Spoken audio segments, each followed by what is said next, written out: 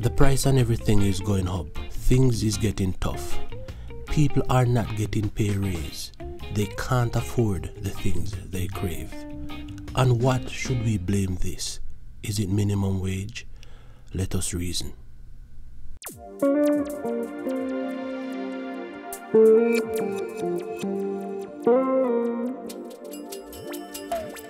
Hello everybody, welcome back to Let Us Reason podcast with your host Jawara, where we talk about life, we talk about anything and give everyone a fair chance to express their opinions without being vulgar, disrespectful or hostile. And today I wanted to be a part of this discussion. We are going to be talking about minimum wages here in America and also Jamaica. And we want to know what you think about minimum wage. Is it enough to sustain a family? And so forth. Yeah, Joseph. Yes, my brother.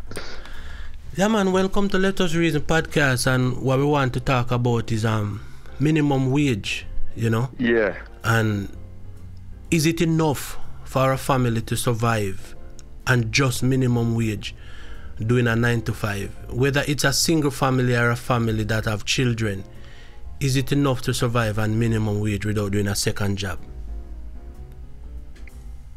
No, I don't see that happening now, or it never been happening.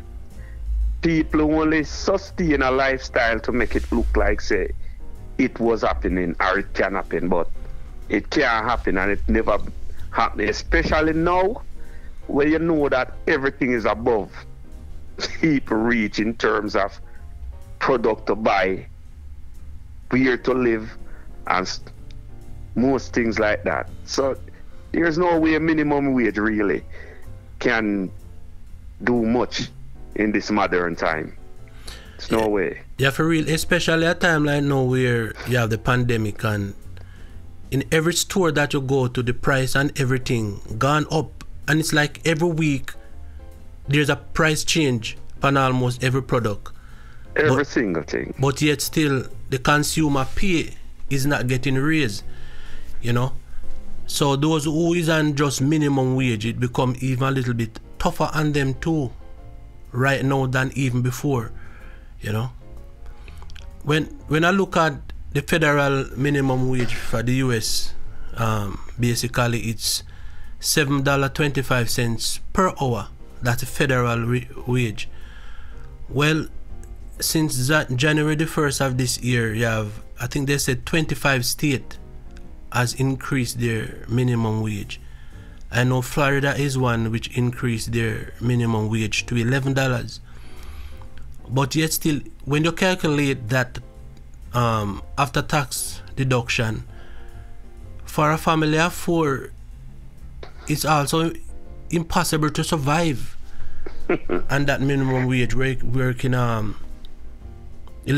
per hour if it's a single parent.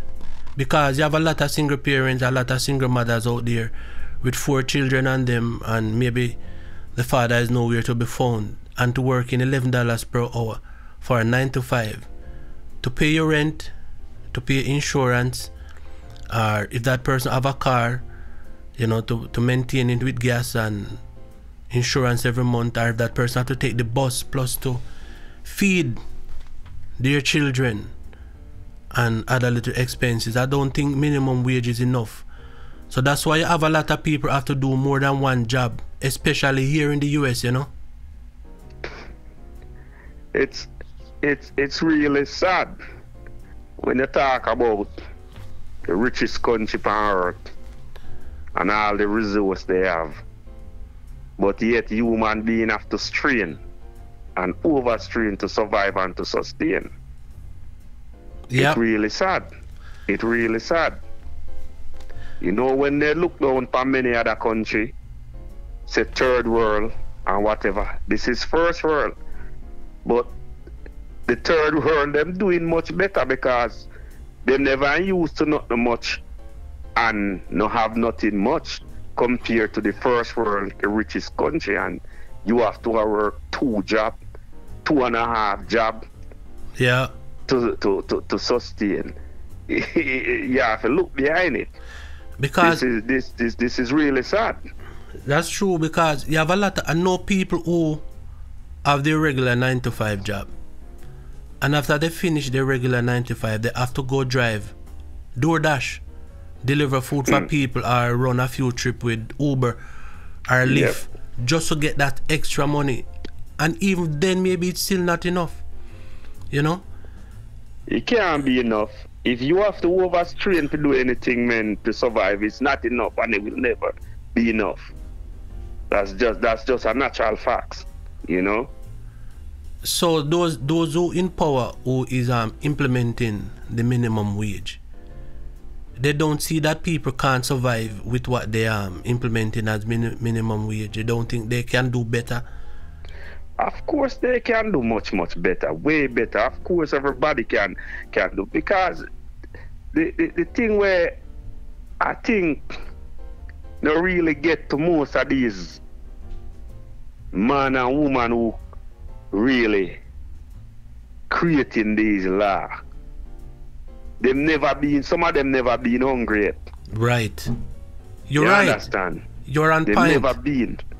They've never been. So they never know what it is like to want $10 to spend and you only have 3. True. And as you say earlier on, you have 3 or 4 kids to feed and you only have $3, you need 10. They're never in that situation yet. So that's why them can't sit up on their big desk or them big table or them chambers where you call it, and can make certain decisions. But if they ever come out of those chairs one day and come to the local, even them own family member, because you have to know, you know, most of them have 4 family members too, you know, but them distant themselves from them, so them can't really get the advice from them what it is mean to be poor or mean to be fall under the less fortunate and struggling.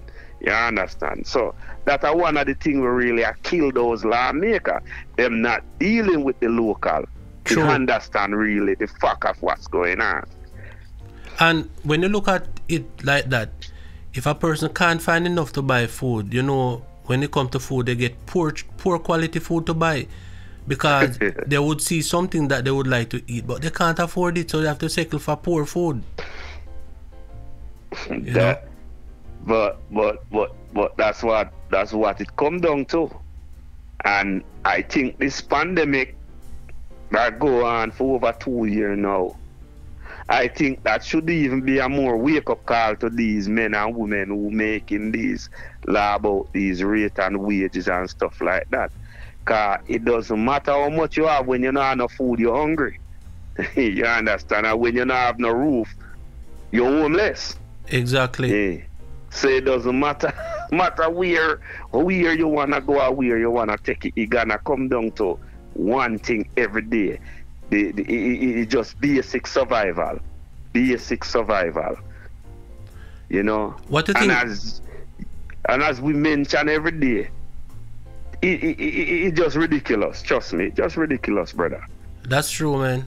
A lot of people suffering right now. Maybe they're not coming out, come protest and talk about it. But you have people struggling to make 2 ends meet. You know? A lot of people tired, can't get any rest because they have to be doing all 3 different jobs just to meet their monthly budget. You know? And according to what you said, it is just sad, you know? And yeah, and it's not a matter of say people don't wanna come out, come talk. But this is the pride of America. You can't. They still gonna be ashamed to make other folks or other people see in other countries say this is what really going on here. You know, just like when in the pandemic hit and you see these long line of cars parked driving through to get food. You understand? We don't really see that anywhere. Exactly. Like that. That's true. I'm telling you, you have lines upon lines, and people in some of those lines for like 4 or 5 hours just to get a box with some food. So I'm saying to myself, is it really that bad for them to be lining up like that, or they just like to get free stuff? No, it's bad, you know. It's bad. And why I'm gonna tell us it's bad? resource have a lot to do with things. Remember saying in if you look at like Jamaica to a certain extent, if a crisis hit Kingston, most people who live in Kingston have family member in Clarendon, St. Ann, Manchester, St. Elizabeth, and over. Where you know, so you have basic food resource. Some people have yam, some people have cabbage, some people have lettuce, some people have banana, some people have something can contribute to them family member. If you look, we're here in South Florida, a food crisis hit, we don't have no resource. Who we have where we can go to get some cabbage, who we have to where we can get some some farm of food. May I tell you, a piece of yam, a dasheen, cocoa, you name it. So there is no such thing. So when you see the crisis, it for real. There is no joke. You don't have nobody. It's against the law for you're raising chicken to sell. It's against the law for you're raising pig to sell in South Florida to a certain level. You understand? If you have those things in your home, is a pet. You know, so if food crisis hit the right way, people suffer and die. Trust me, a real thing. So, a real thing. With Jamaican minimum wage, I'm not sure how much it is. I think it was like 6,800 or 7,000 something per week for Jamaican minimum wage. Say I'm not sure exactly the numbers, but take for example it's 8,000 Jamaican dollars for the week. That is like 50 US. Yeah, roughly 60. Roughly 60. Yeah. How those people manage to survive, those people who is working minimum wage now, survive on that per week without having a second or a third job and having children sending to school and buying food. How they do it, I don't know. You see, it's come down to one thing, you know, they have and they have not. It's like when you're not used to two pair of shoes, you wear the one where you have and clean it every day. Yes. So it's the same thing when it comes to source of survival in many countries and many people around the world. The little that they have becomes enough. Yes. So it look like it's a whole lot because they know if maximize it to make it stretch. They know to stretch it. Yeah.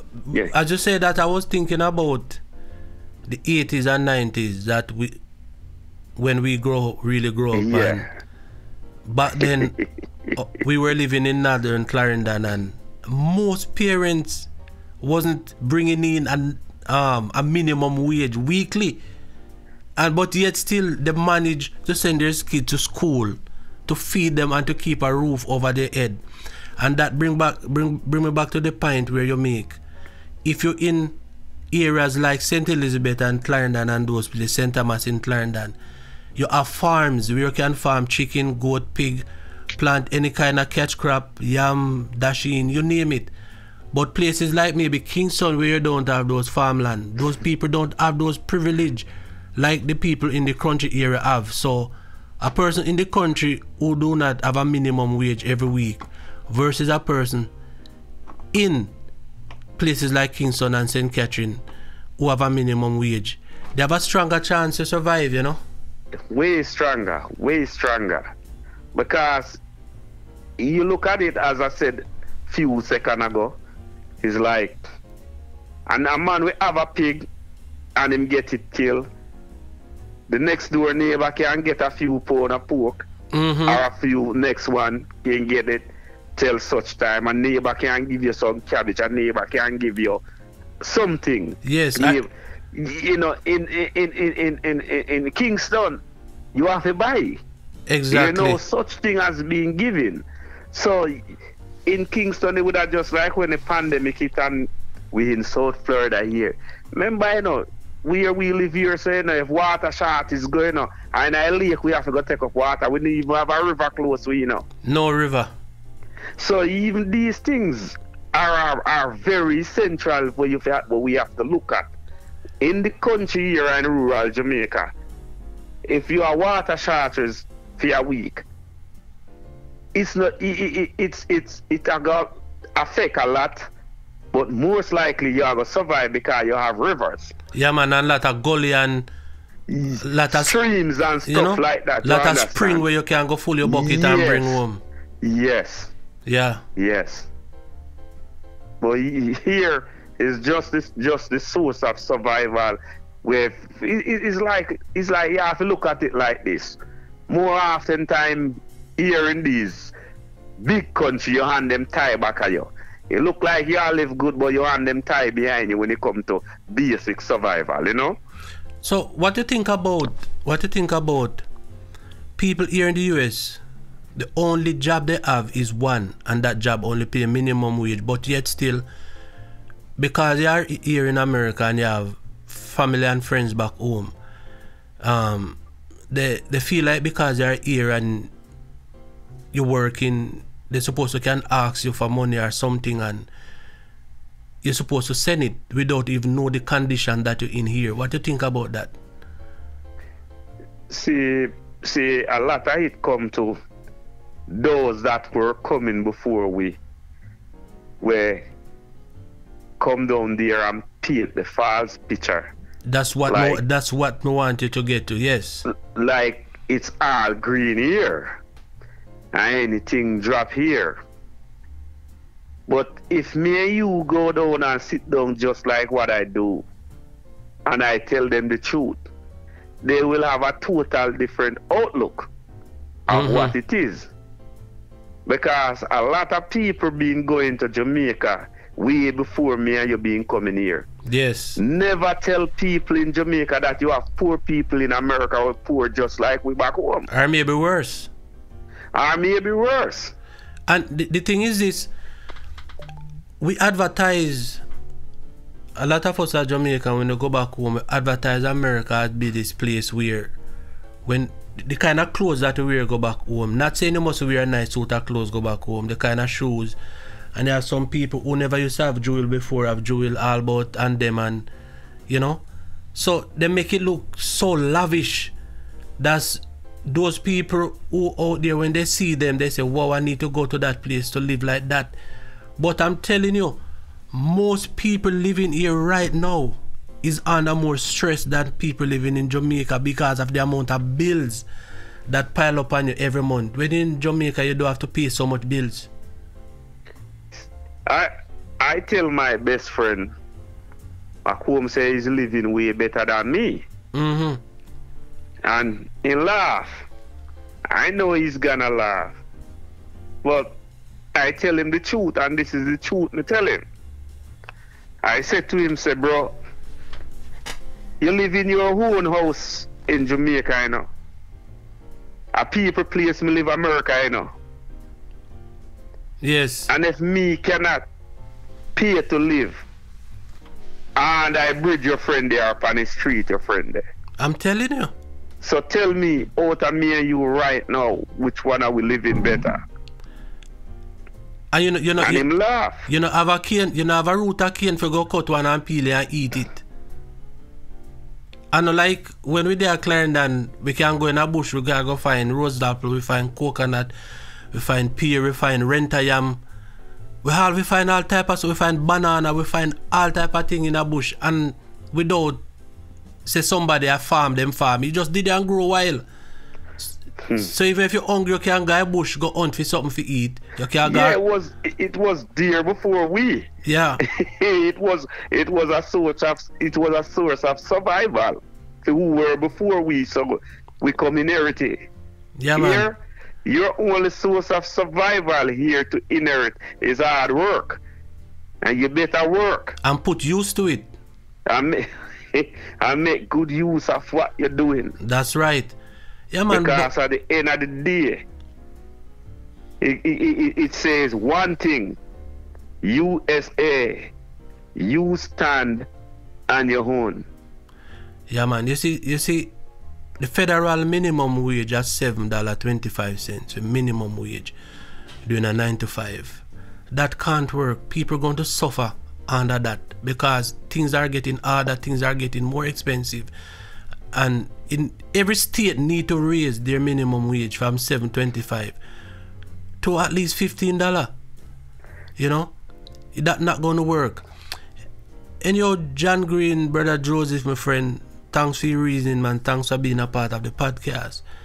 Yeah, yes, man, you're doing a fabulous job, brother. Yeah, man, your input them really valid, you know, and when you can reason with somebody and hear their point of view, you learn stuff from them too that you wasn't even thinking about, you know. Just take care of yourself. We'll chat soon here. We have another guest online. Her name is Farah, and she's going to break down to us some more about how a family survive on minimum wage.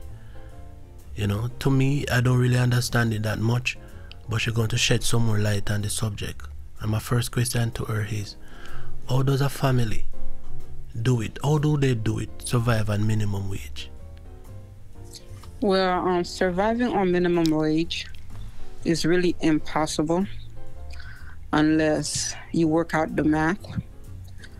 Most of us out here, what we do is we either rent out rooms just to make the finances work. What do you mean? Or we depend. What do you mean by rent out rooms?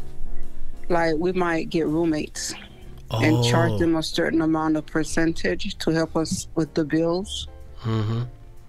And like some of us will sacrifice the main bedroom and we'd rather sleep in the living room just so we could have the source of income. Whoa. Other than that, we depend on the government. And depending on the government is very scarce because let's say I was to file for Section 8 and to be qualified for Section 8, I cannot have a man living with me. Explain to us what Section 8 is. Section 8 basically is the government is paying for your living. And it's like you're paying nothing, almost like a penny. Like some people out here could be paying $2,000 a month on regular housing, but Section 8, you could probably pay $10 a month. So you're working and the only thing that you're required to pay is basically your utility bills and necessities. And to qualify for Section 8, you will either have to put your baby father on child support, and you cannot have no male living in your home. So it's like you're stuck and you're becoming dependent on the government and on the system to survive. So in Section 8, the government only responsible for the housing, right? They're responsible for food too and other stuff? Yes, they are responsible for food. We have what you call food stamp, which is a supplement income, where it pays for your groceries every single month.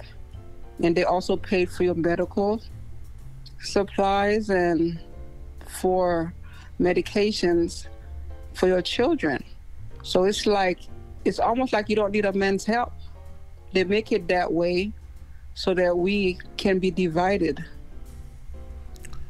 So is there a drawback to the government helping people with Section 8 and food stamp and those kind of stuff? I know that if when you're on government assistant, when it's ready for them to draft a kid to go into the army, it's like you're obligated.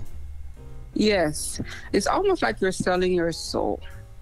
Okay, so let's say you were to sign up for government assistant. You have your children and you have your son. They'll be the first one to be drafted off because the nothing is free.